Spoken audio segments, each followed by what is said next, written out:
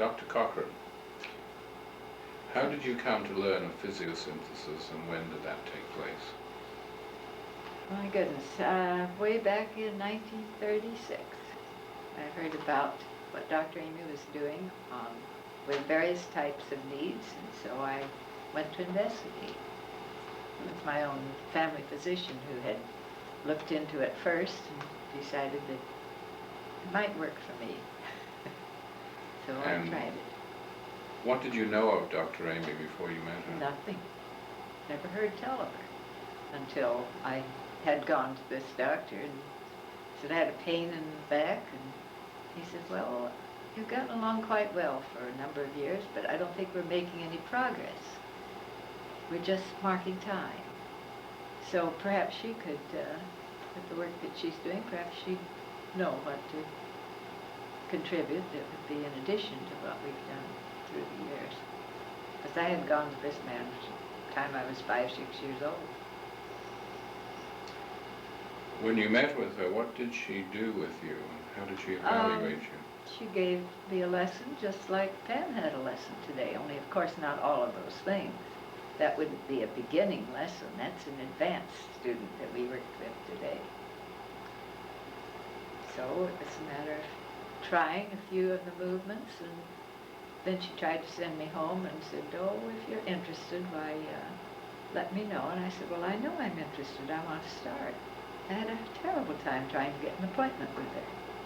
She didn't want to be bothered with the likes of me. Well, obviously you did Yes. get to have an appointment. Got an appointment. I insisted before I left that I was going to come back the next week, and started in then. How long did you spend training under Dr. Amy? Oh, I don't know how long. Our usual training course is 2 or 3 years, but I lived with her for 25 years.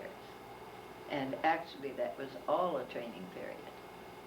The process of eating breakfast together at lunch, and you ask questions and you get certain answers, and then someone comes in for a lesson and she applied the basic principle of whatever that question was so as to answer it in the activities of a student in the process of learning, which is a very good way to train a teacher. The more lessons that person sees and observes, the more valuable it becomes as a part of the training. How long was it in your training before you decided to become a full-time teacher? In my own mind, I had that thought from the beginning. After I'd felt a few lessons, I could tell that it was complementing my needs. Therefore, I felt that it would be something that I could do physically, because there were many things I, at that time, wasn't able to do physically. So I went ahead and planned to teach right from the beginning, really. And how long was it before you actually began to teach professionally? Probably a couple of years. Perhaps 3 years. I don't really recall the exact length of time, because you begin in your own mind to apply the concepts, basic principles of the work from the very beginning. Think of it as, well, a certain type of body, what would you do for that person? How would you define physiosynthesis? Well, it's probably, I think of it as a system which builds together, synchronizes all of the muscles of the body. Most of the muscles of the body are designed in pairs. And if the two halves of a pair of muscles are equal in strength and unified in their action, they're going to function more efficiently. And this is a means of applying those basic principles to any type of body that we may come across. what that person needs. We have to remember that no two bodies are alike, nor are their needs alike. Therefore, while we use the same basic principles on each individual student, and we call them students rather than patients because we're teaching them to take care of themselves. Each body has its own particular needs, and while we use the same technique, we apply it in a different sequence for a different type of need. Is it your view then that physiosynthesis cannot be taught in groups? That's my concept of it, yes. No two bodies are alike, therefore we have to vary it according to the individual need, and if you have several, half a dozen or a dozen people taking a lesson at the same time, one can't really establish the greatest need of any one individual student if you're trying to deal with a dozen. Your concept of what that particular student needs will be so varied that you're missing it with another student. It can be done as far as the formality of teaching is concerned. You can say, oh yes, make so many pelvic lifts, make certain arm movements or leg movements, but that may not be what that individual student needs the most. There's one value I would see in teaching in groups, in that you can contact more people, certainly, but you don't give them the essence of it. It's a superficial application of the technique, but not a matter of giving an individual student the most specific thing for his need. Could be a waste of time in certain respects, but it has an advantage in one way. You can give them a certain very superficial amount of the work, and it could create for some people a desire to get more deeply into it, whereas the person might not have contacted that student before. In that respect, perhaps it has its advantages, but it's not the essence of the work that you get. You use the word movement when referring to physiosynthesis. Mm-hmm. Why don't you call what you do a set of exercises? Because most people think of exercises as the usual calisthenic type of thing, sort of movements. That does not pick up the balance of the muscles.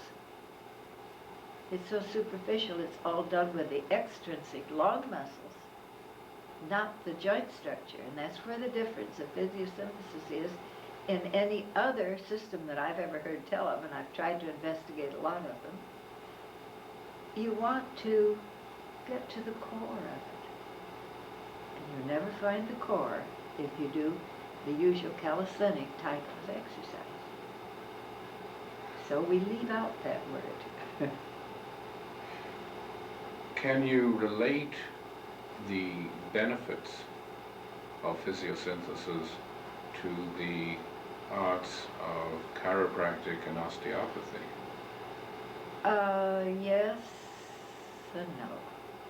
The osteopathic or chiropractic technique is something which another person does for you, whereas this technique is something which the individual applies to benefit himself. It becomes a personalized benefit to the body, which is entirely different than just letting somebody do something for you and not applying your own inner support. What do you try to convey to your students as possible benefits for working with physiosynthesis? Um, very little in a way, because what we try to do is let that student find for himself what the benefit can be to his own inner being. Those are things that you can't impose upon another person. That person must find his own way. In your own experience, how would you define the benefits over the years for you? Well, I doubt that I'd be here if I hadn't had that, because I was on a downhill slide physically, and until I did enough of the work to realize that it had a very deep beneficial influence in my own body, then I really knuckled down and go work on it. How many teachers did Dr. Amy train? Oh, perhaps there might have been a dozen at the time she passed on in '61. Well, now, since then, we have more than that, of people like Pam, who has learned the work more recently. And during the time that Doctor was training teachers, she didn't encourage particularly someone else training a teacher. It was never thought of as long as she was there.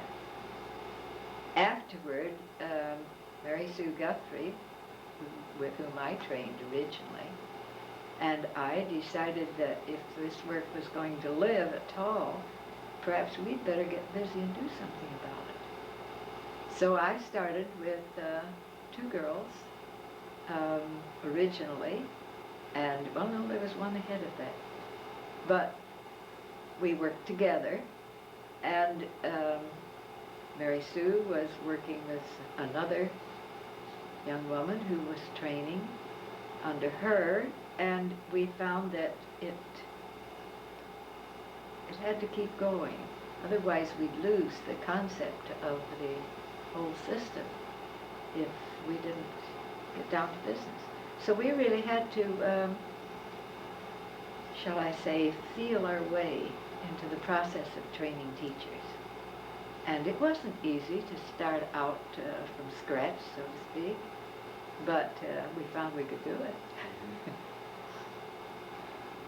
I think some of the more recent teachers are learning faster now than they did when we first started, and it's progressed nicely.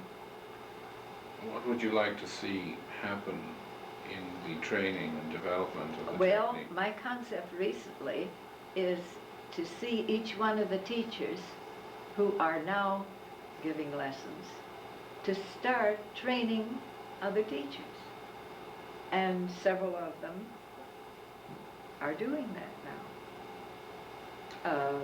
It's very helpful in their training to get started. I think it would be helpful for them to have one of us who is, we'll say, in just one step ahead, be standing by while they're learning to teach. And then if they have questions, why, I'm happy to guide them to the extent that I can.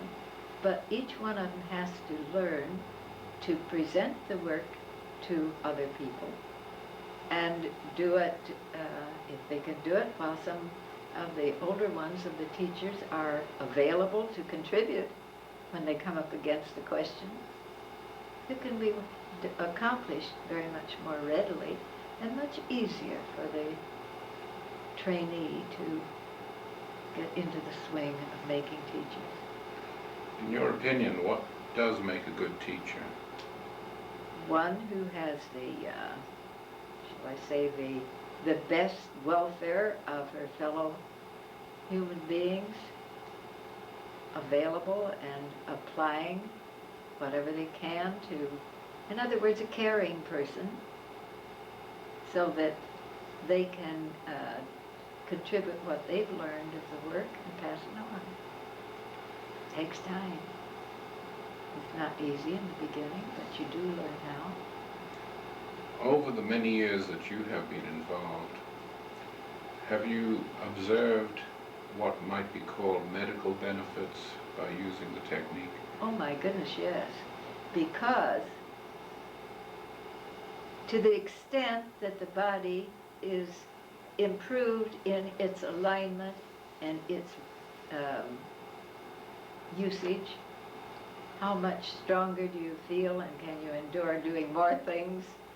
To whatever extent a person is improved in their structural alignment, the physiology of the student is improved, the circulation is improved, the nerve and blood supply is much more efficient. Therefore, every phase of activity that that person lives in is benefited by the technique.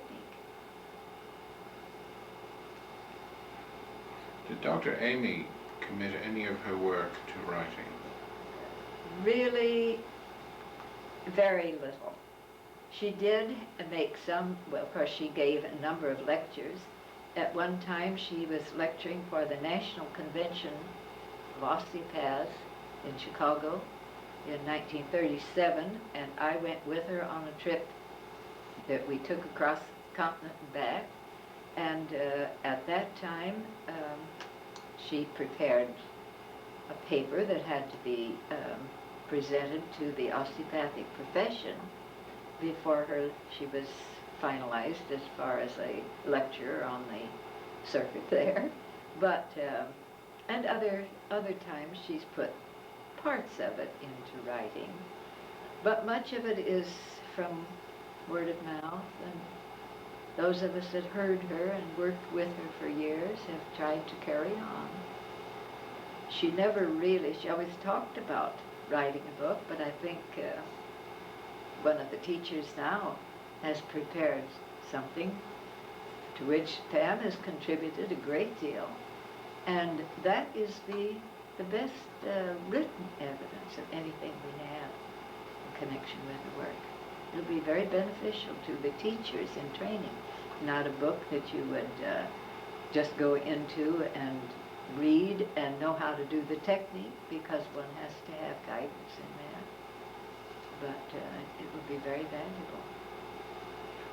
Could you finish by summarizing how you feel about the contribution that you have made to the technique and to its transmission? Well, I don't know. I've tried to contribute to what was available before, and I know that the longer each one of us works with it, the more we're, shall I say, inspired to delve in a little deeper and perhaps try something additional as those things come to us as we teach. And if we're alert and using the basic principles of the technique as our guide, well, I'm sure we'll be shown how to be more helpful in applying it. Thank you.